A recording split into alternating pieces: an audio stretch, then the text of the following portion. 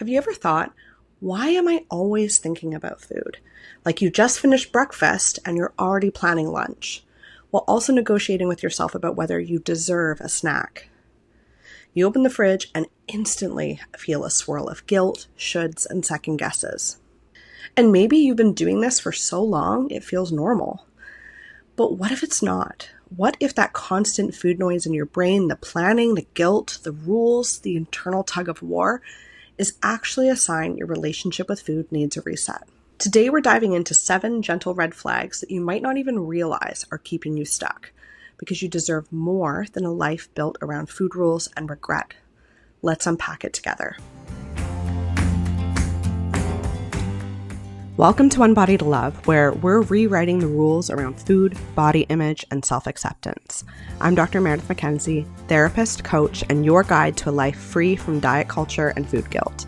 If you ever felt stuck in the cycle of binging, restricting, or struggling to feel at home in your body, you're in the right place. Each week, we'll explore emotional eating, body image, and joyful movement through solo episodes, expert interviews, and real-life coaching sessions. Because your body is not the problem. This is your space to learn, heal, and finally break free, and to discover what it means to love the body you're in.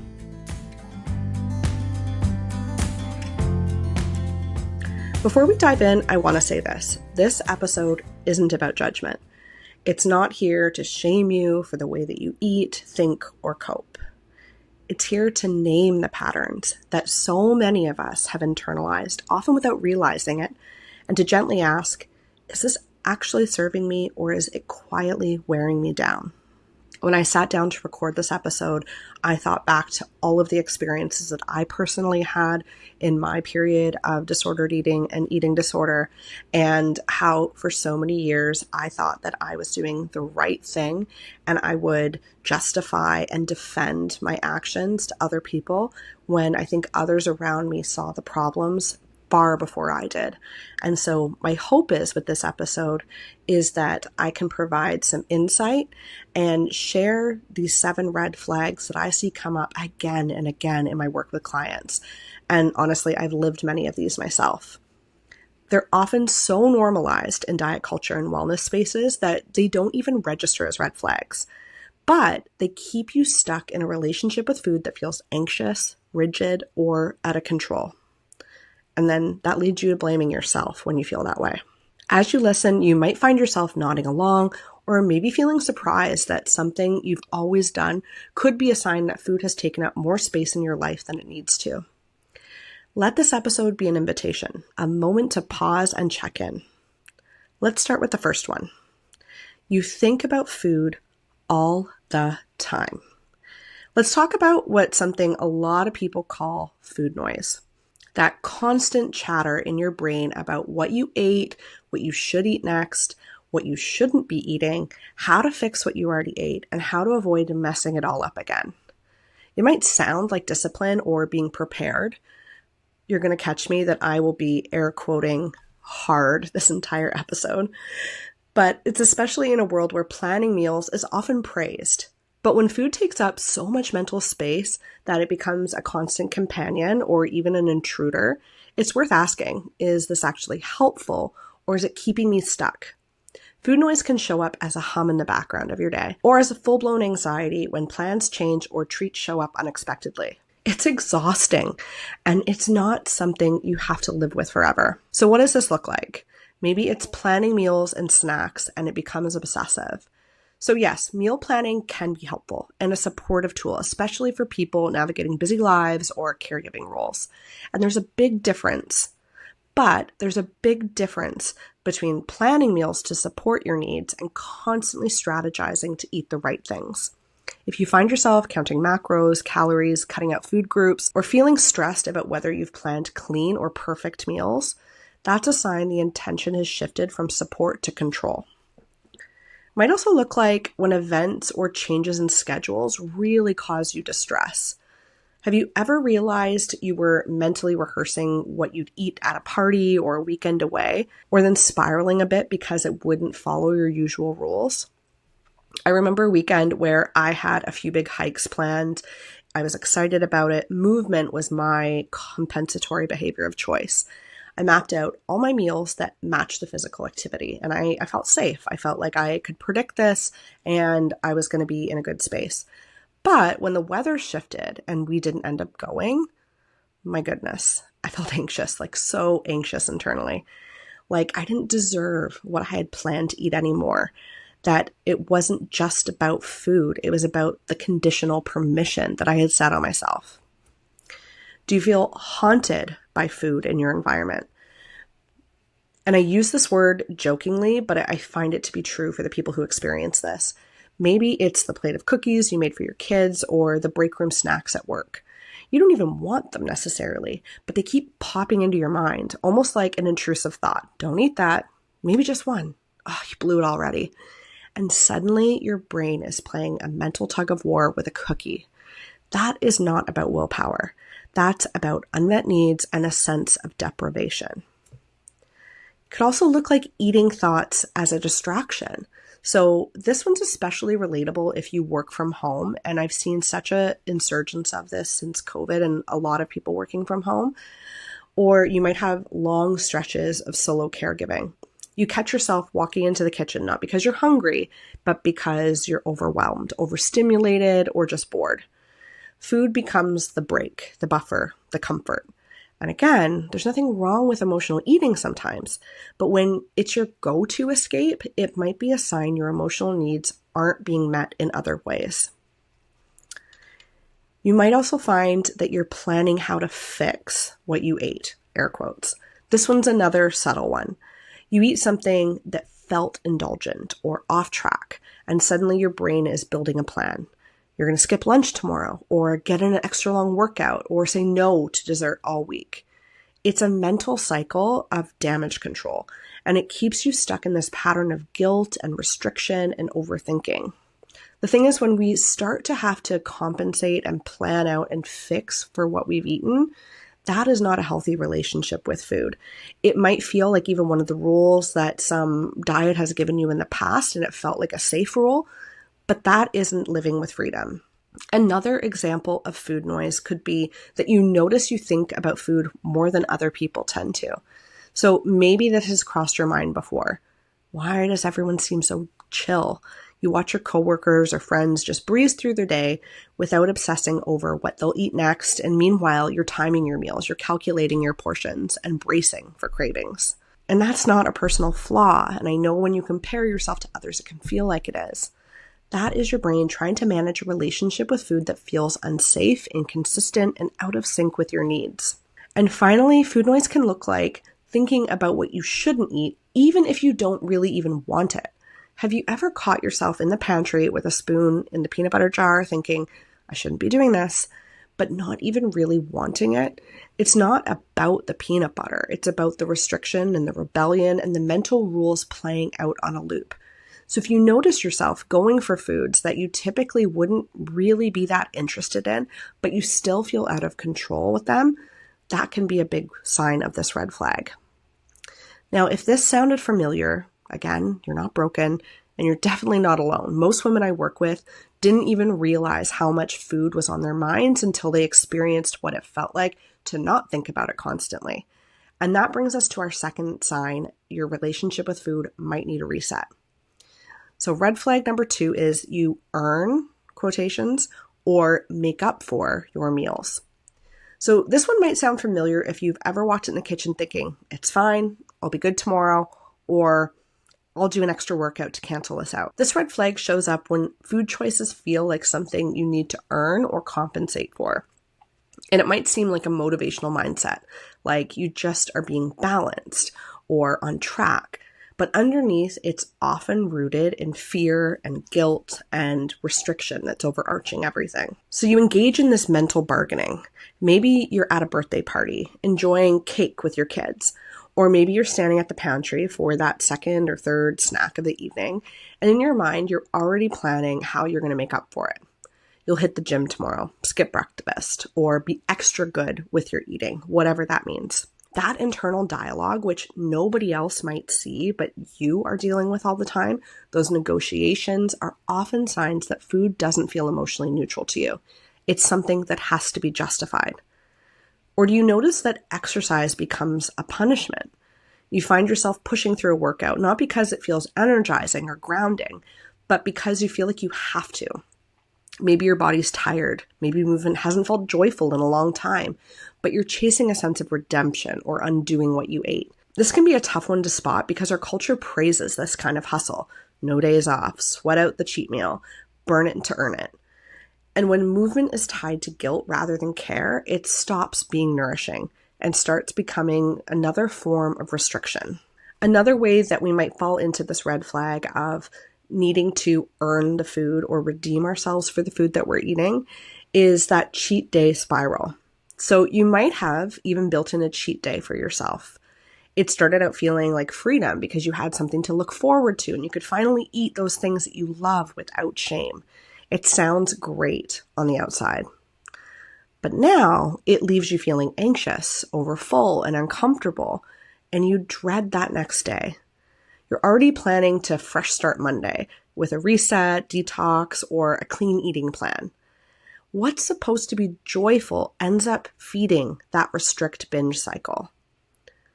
And this is something that I challenge my clients on in the kindest way fairly often when I hear people who are either really engaging in this all or nothing way of eating where they're savoring everything on one cheat day and then trying to eat super clean, air quotes, throughout the week, or if they're intermittent fasting and they're finding that when they do eat that it feels like a cheat day spiral.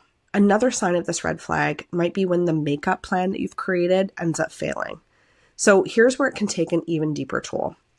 When you can't make up for it because you missed a workout, you got sick, or your life simply didn't allow it, you feel anxious. You feel uncomfortable, maybe even panicked.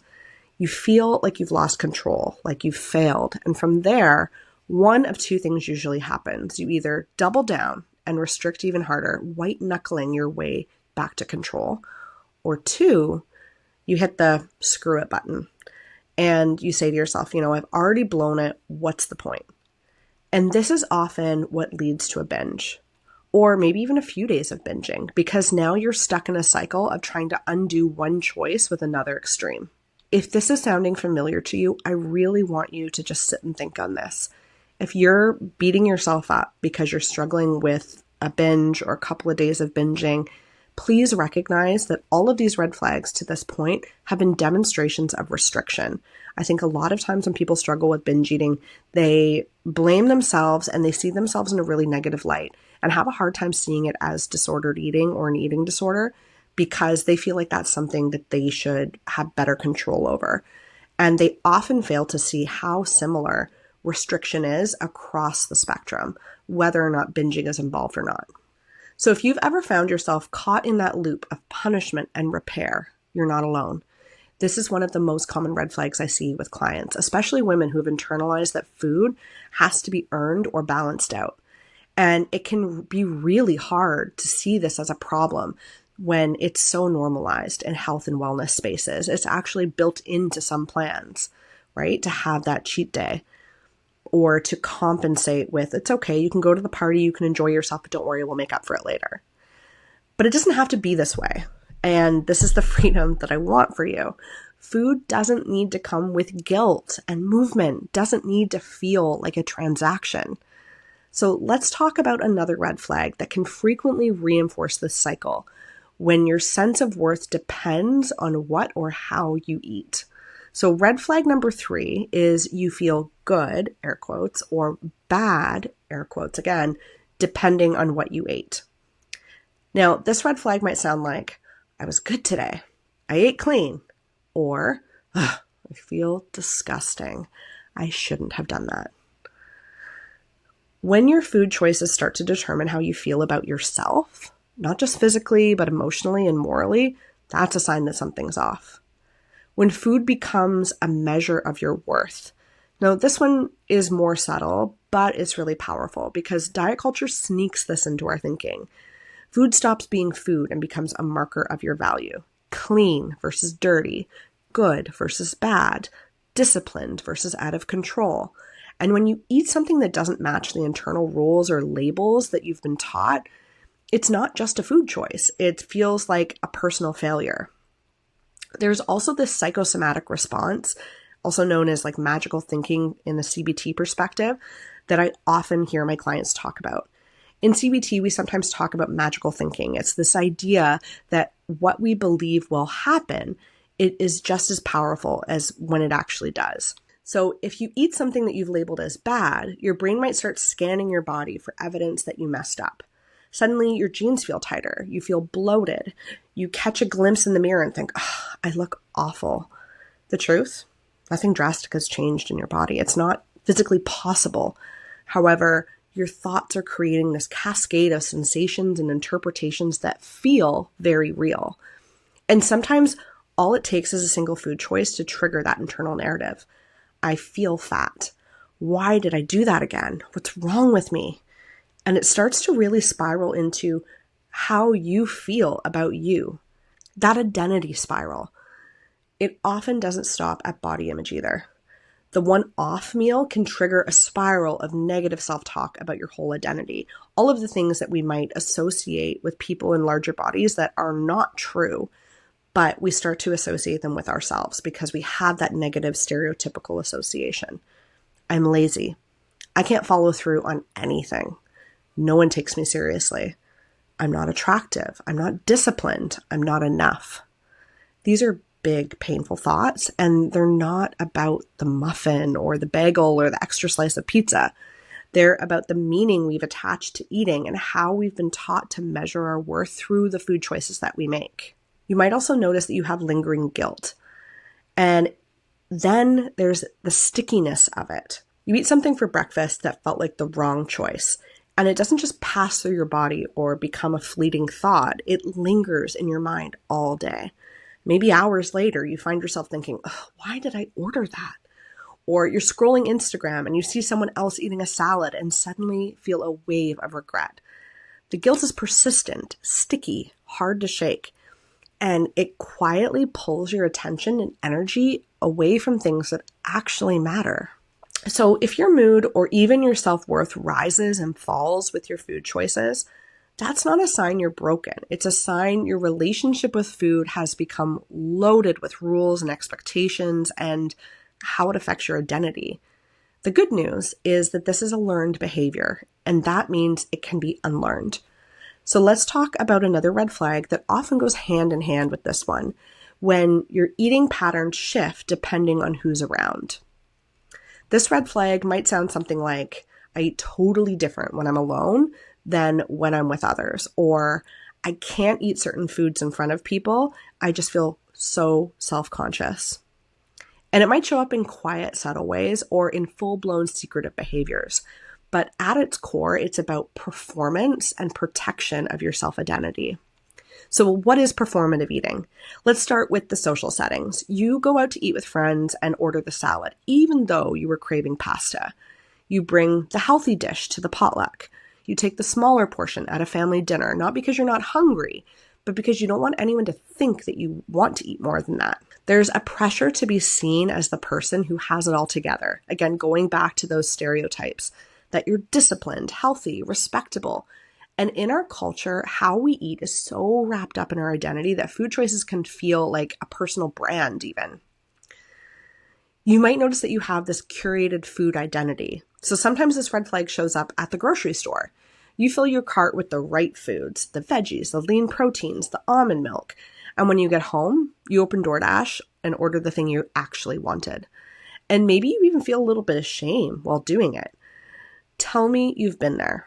That awful high-stakes internal debate as you hover over the submit order button on your food delivery app, mentally just justifying or promising yourself that you'll be better tomorrow, maybe even planning your workout as you wait for the driver. Then there are the more secretive moments, and this is the really quiet stuff. You grab a chocolate bar at the gas station and eat it in the car before going home. You toss takeout wrappers in the outside garbage so your partner won't see them. You feel safest eating the things you truly want only when you're alone because you're worried about what it would mean if someone saw you eat that food. There's often an urgency, even panic around these moments.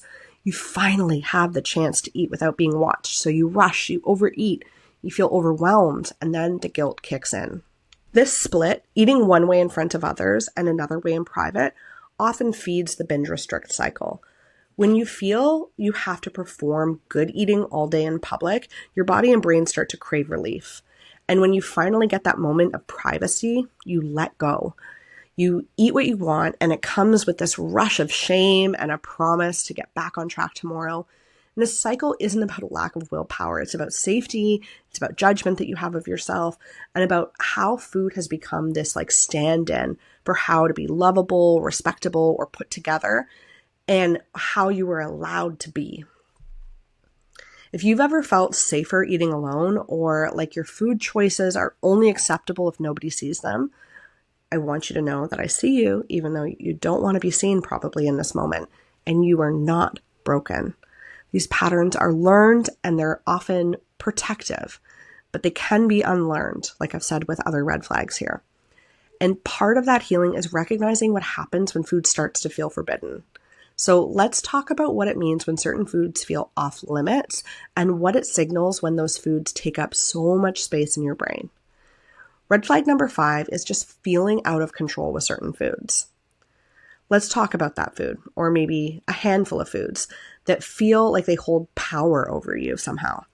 You know the ones I mean. Maybe it's chips, chocolate, 2-bite brownies, popcorn, Oreos, or maybe even the sneakier ones that you wouldn't normally associate with foods that you truly enjoy, but they are the ones that you continue to go back to time and time again and feel out of control with. Peanut butter, cereal, even chocolate chips out of the baking cupboard. We often label these as our trigger foods, the ones we just can't be trusted around, or we try to solve it by removing the food. We proudly say, "Oh, I just don't keep that in the house." And honestly, like that strategy gets praised all the time. People have literally said this to me, knowing what I do for a living, as if I'm going to like high five them for staying in control of their emotional eating. But here's what's really going on. When we restrict a food physically or mentally, we actually give it more power. We build it up in our minds as something that's forbidden, tempting, or dangerous. And when we finally eat it, it's not just a snack. It becomes like this thing, a binge, a shame spiral, a sense that we have failed. We often feel proud when we don't put the chips in our cart, when we walk past the cookies at Costco and tell ourselves, "Oh, we're being good." We might even think, "See, I've got it under control now." But here's what often happens next. It's 9 p.m., you're tired, you've had a long day, and suddenly you're door dashing those same chips or heading to the corner store. And instead of enjoying them, you feel like you've broken a rule. I wasn't supposed to do this. The hardest part is when I hear of clients who are losing control over foods that they don't even love. There are these moments when food isn't even their favorite thing, but they can't stop eating it. Maybe your partner brings out a bowl of Doritos to share, and even though they're not in your top 10 chip flavors, you're scraping the bottom of the bowl. And I want to be clear, that's not about a lack of willpower. That's what happens when your brain is operating from a place of scarcity and restriction. When you've been telling yourself that you can't have something, and then suddenly it's there, your body goes into kind of a panic mode. Better get it now before it's gone again. But here's the part that probably feels radical right now, especially if you've been in a binge restrict cycle for years.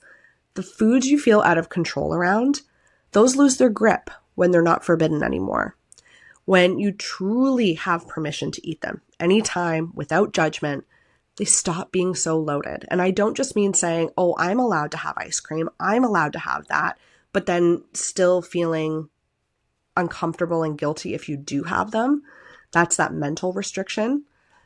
When you fully allow yourself to have them, they become just food.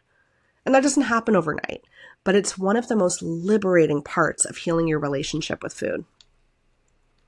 So if you've ever said, "I just can't have that in the house," I hear you, but I want to gently invite you to consider, what if the problem isn't the food? What if the problem is the pressure, the shame, and the restriction wrapped around it?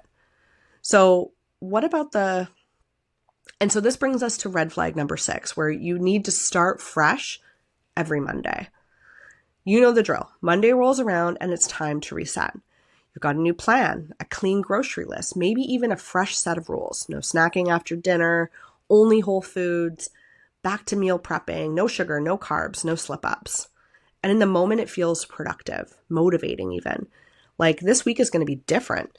But by Thursday, or maybe even Tuesday, you're already sliding. And by Friday night, you're saying, screw it, I'll start again Monday.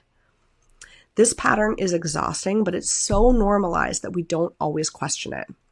What's happening here is a classic binge-restrict cycle wrapped in productivity language. It starts with restriction, so you set those rigid rules about what you can and can't eat. And that builds pressure, emotional pressure, biological pressure, psychological pressure. Eventually, that pressure gives way to rebellion, a binge, a slip, or a mindless moment with food. Then comes the regret, the guilt, the shame, and the inner critic. And what's the solution your brain offers? Another round of restriction, starting on Monday. We tend to crave these imaginary fresh starts.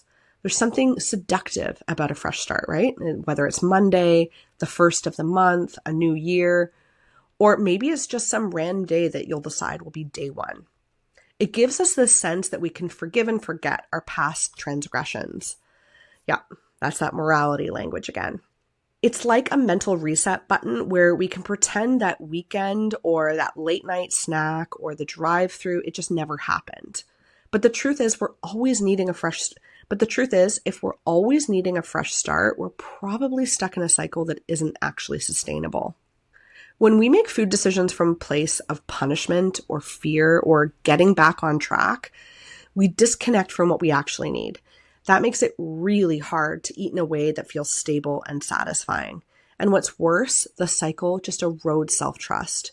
You start to think, well, I can't stick to anything, or I always mess it up. But what's actually happening is your body is pushing back against the restriction. It's not a failure, it's actually survival. The truth is, there is nothing magical about Monday. If you've spent years starting over every Monday, let this be a gentle reminder. You don't need a new rule book.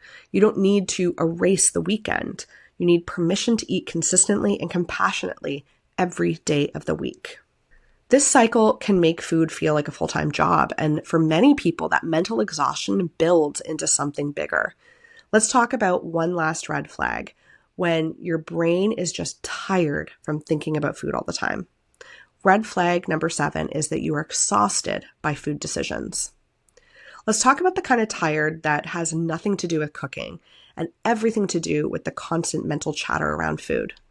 You might not even realize how much energy it's taking until someone points it out, until you hear someone say, it doesn't have to be this hard, and you think, wait, what would that even look like? Because you've been thinking about food all day, every day, for years, it becomes your normal. You can't imagine what your brain would do with that extra space. The idea of not overthinking every bite feels impossible. But here's the thing. Just because it's normal doesn't mean it's healthy. Food takes up way too much mental space.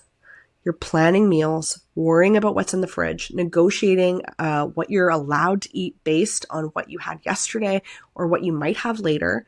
And then there's family or caregiving.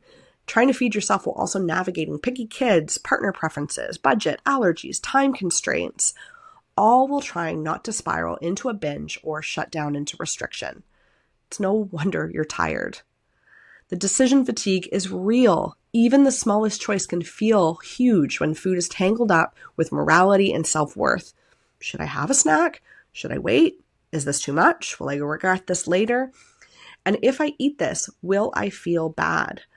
The constant internal debate wears you down, and it's not just physical hunger, it's decision fatigue. When you're overwhelmed by food decisions, you might find yourself feeling anxious before meals, avoiding eating altogether because you just can't deal, eating the same safe foods on repeat, checking out emotionally while eating or feeling numb right after, or crying in your car after a binge or snapping at your kids because you're hangry, but you still are trying to be good. You might not call it anxiety. You may not even name it, but your nervous system feels it and it's tired. Here's where it gets tricky. You might want food to feel easier, but the idea of letting go of control, it feels terrifying because if you're not hypervigilant, won't everything just fall apart in your hands? And this is where intuitive eating often gets misunderstood. It's not about giving up or letting yourself go. It's about letting go of the obsession and replacing it with attunement. You're still caring, you're still nourishing, and it's from a place of respect and trust, not fear and guilt. And this is one of my favorite reflection questions for clients. What would you think about, care about, or have time for if food didn't take up as much mental energy?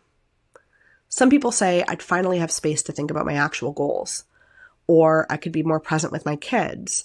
I could enjoy those moments with them, the hot chocolate after ice skating, the ice cream on the beach. I wouldn't feel so distracted at work. I think I'd just feel like myself again. It's hard to imagine at first, but it is possible, and noticing this red flag is a powerful first step. So what do these red flags really mean? If you found yourself nodding along to more than one of these red flags, I want you to know very clearly that this isn't about willpower. It's not about discipline, and it's definitely not about personal failure. These patterns, this mental noise about food, it doesn't happen because you're broken. It happens because you're human and dealing with real survival experiences. These are survival strategies. At some point, every one of these behaviors made sense. Maybe you learned to control your food to feel in control of your body. Maybe you performed good eating because it kept you safe in your family or social circle. Maybe restriction helped you feel powerful, or maybe binging helped you to cope with everything when it felt overwhelming.